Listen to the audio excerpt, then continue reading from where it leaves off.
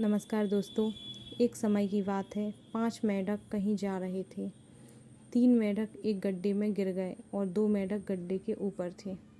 वह तीनों मेंढक गड्ढे से बाहर निकलने की कोशिश कर रहे थे, पर जो 2 मेंढक गड्ढे के ऊपर थे वह कह रहे थे, अरे गड्ढा गहरा है, तुम नहीं निकल पाओगे।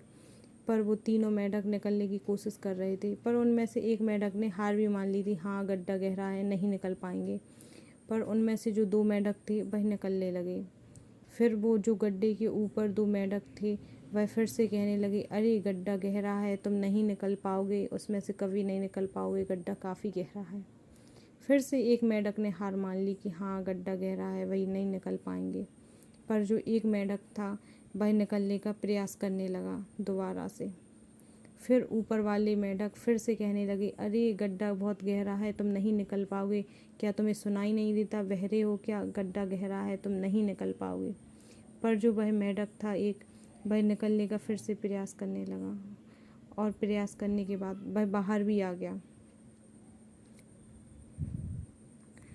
इसलिए कहते हैं कि जब हम कोई काम करते हैं ना, तो लोग बोलते हैं, लोगों का काम ही है बोलना। और जब हम कुछ नहीं करते हैं तब भी वह बोलते हैं, क्योंकि उनका काम ही है किसी के बारे में कुछ भी हो पर बोलने से मतलब हाँ बोलना है। क्योंकि कहा जाता है कि सबसे बड़ा रोग क्या कहेंगे लोग। दोस्तों, अगर ज़िंदगी में कुछ करना है ना, तो किसी की कभी नहीं सुनना चाहिए। पता है दोस्तों, वह एक मेंढक बाहर कैसे निकल आया, क्योंकि उसको सुनाई नहीं देता था, वह बहरा था।